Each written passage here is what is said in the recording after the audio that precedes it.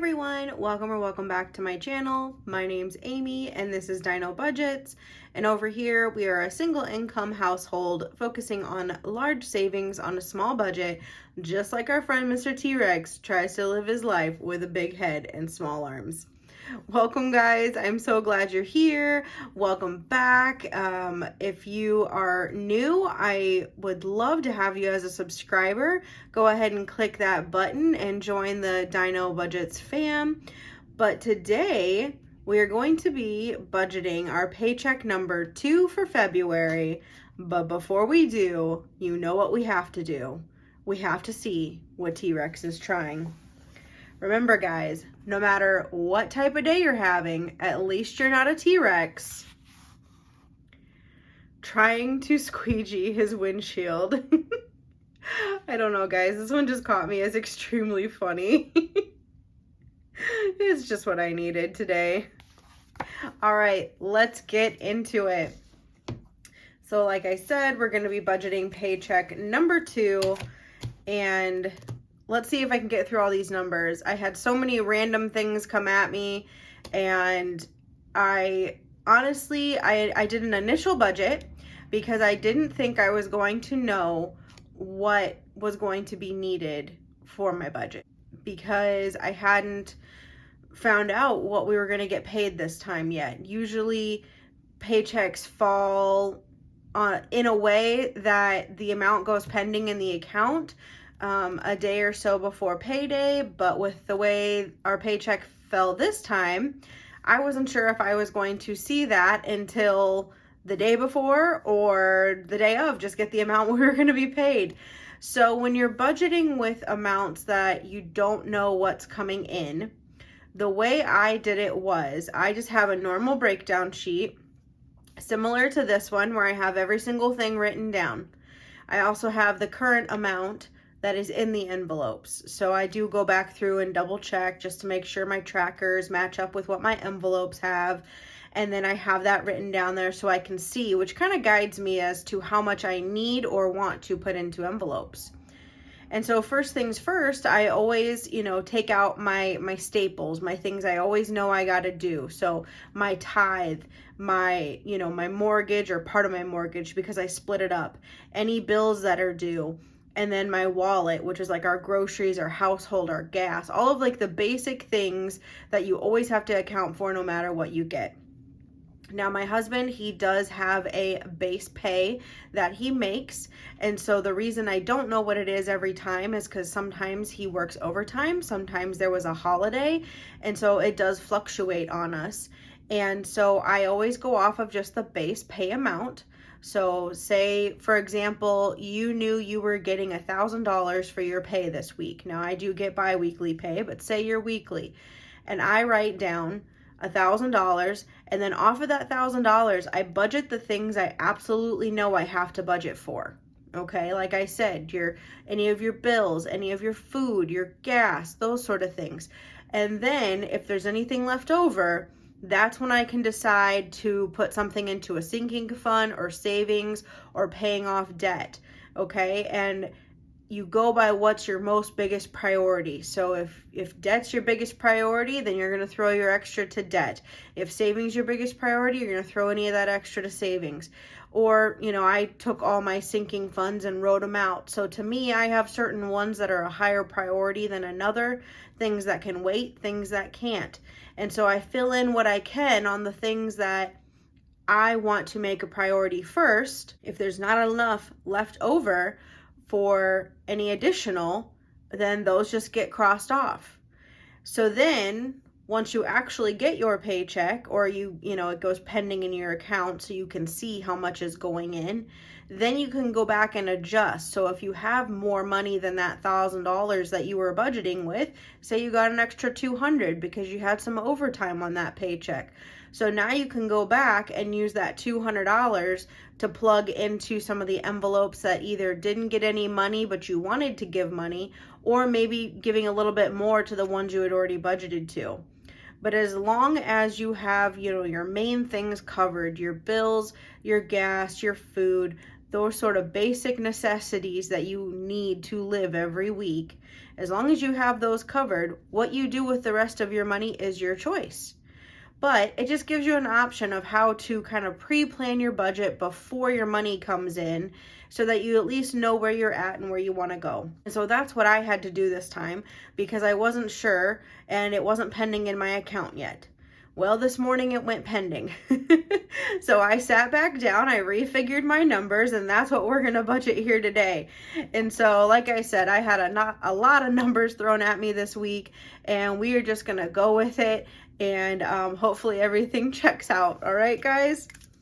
So my husband gets paid bi-weekly, as I said. It is a 2 pays per month salary type. So it's not bi-weekly in the traditional sense where every 2 weeks he gets a check. It is literally 2 checks a month. So for his second pay of February, he actually got $2,619.27. My husband worked a ton of overtime the past couple of weeks, and I am super appreciative to him. He is such a hard worker. Military pay is only once a month, and any additional money, which we didn't have the first time around, but we do have this time around. So I did have, let's see, my part-time paycheck went in, and then I also had a refund check from the school of an overpayment. And so between both of those together, that was an additional $360. All right, and so then the tithe amount that we are going to be taking out of the paycheck is going to be $270. My mortgage, which I usually only take a smaller portion of it and then take the larger portion out of the first paycheck of the month, but because this had so much overtime on it, I'm actually going to split my mortgage in half, which is something I usually don't get to do. So that's kind of nice. So I'm going to $750 is what I'll set aside for that. Our phone bill is coming due, and that will be $156. And then the zero out amount is just going to be out of the regular pay this time, as the other two kind of came out even. And so I'm going to take $9.27, and that is going to automatically be transferred over into my savings account. Now, when I say automatically, I mean me. I'm automatically, just off the top of my head, going to transfer that $9.27. So let's go ahead and figure up what we have to budget with. Now, the one thing I do have left is I am going to leave a bit of a buffer in my account this time around, just because I had some bills that were already like due, and so I just want to leave the money in there instead of unstuff it and restuff it. For example, if you saw my last unstuffing video, I had the bill to do my taxes, and so I was gonna wait to pay that till my refund came in. Well, this check was, like I said, much bigger than expected, so I'm just gonna pay it out of this and have it be done and paid for. So those types of bills where I've already charged them on the card, but I don't want to take the money out and just to stick it right back in the bank. So buffer, we are actually going to do $174. Some of that is for bills, some of that is actual buffer that was just rolled over to stay in my account. So let's go ahead and figure it up here. 26, 19, 27 plus the 360. And then we're going to subtract all of these amounts. So we're going to subtract 270, subtract 750, subtract 156, subtract $9.27, and subtract the buffer of 174, giving us $1,620, and that is the amount we are going to budget for our cash envelopes. All right. So in our bills, we don't have too many things to do. I do like to try and budget for all of them with the first paycheck if possible each month. These are all like the full amounts, and I have already paid those, and so I do not need to stuff anything for internet, water, Netflix, gas and electric, or sewer and trash because it was due this month, so I did actually have to pay it. Subscriptions, we're going to go ahead and add 40. Yearly insurance, we're going to give it 135, trying to really bulk this up to hopefully have this fully stuffed early and not to the very last minute of when these bills come due in like May and June. Medical, we're going to add $190, and we're going to total those. 40, 135, 190. So 365 for those. I'm going to write it off to the side here. All right, my wallet, there's going to be some changes here. Eat out's going to be going way down. Groceries is going to go up. And gas is actually going to go down just a little bit because I'm finding that I'm over budgeting on this. For groceries, we're actually going to bump it up to 190 for the next 2 weeks. Household is going to get 20. I think, yes, 20. Eat out is going to go down to 15.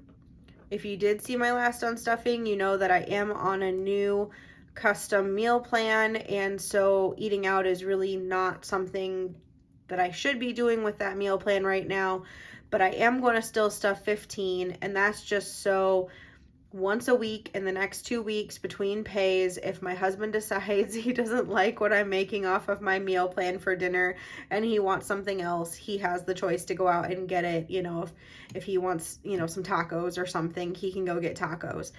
And so I did that just so we're not completely, you know, cutting out the eating out for everybody, just myself. All right, gas, we are actually going to go down to 135. Like I said, not a huge difference, but car wash is going to get 20. And then I'm not going to do any coffee or tips for coffee just because I don't really need to be going and getting the coffee right now. I can be making it at home. So 190, 20, 15, 135, and 20. So 380 is what we will put in our wallet. Savings challenges, we will come back to those. We always leave that at the end. I just have it right here because that's how it worked with my planner. Breaking up into my sinking funds, I break it up by the binders that I have. The You and Me binder is anything related to my husband and I. And so this time around, both my husband and I are actually going to get 20. These are our personal spending sinking funds. Entertainment is going to get 15. Self-care is going to get 5. Our anniversary will get 10. Travel, which is our trip to Austin, Texas, will get 20. And vacation cabin is going to get 50. 20, 20, 15, 5, 10, 20, and 50 should come to 140 going into this binder. Next is what I call my general sinking funds binder. So our spending envelope is going to be getting $60. Barney is going to be getting 45. Car maintenance is going to be getting 70. Lawn care will be getting 20. And donations and blessings will be getting 20. So we have 60, 45, 70, 20, and 20. Oops. Plus 18. I didn't get my 0 in there. 215 for this total. All right, long-term savings is going to be $50 for house repairs, emergency fund, and new car fund. And then my nephew's is going to get $10 this time around. So that is a total of $150, $160. And last but not least is my holiday binder and gifts. This time around, we are going to do 45. And then the remaining Black Friday, holiday food, and miscellaneous will all get 5. So that is a total of $45, $50, $55, $60. So what we're going to do is we're going to take the $16.20 and we're going to subtract out all of these circled amounts, and what is left will be able to go into our savings challenges. So if we take out $365, $380, $140, $215, $160, and $60, we have $300 left over. So $300 is going to go towards our savings challenges, which is awesome. I'm so excited. I am so focused on those this year. We have such huge savings goals. But that is how I budget out, guys. If you have any questions, leave me a comment down below. I'm not a financial advisor, but I'm always willing to give my advice just so you have something to think about and maybe try. So I hope you guys have an amazing day, and we will see you soon to cash stuff this money. Bye.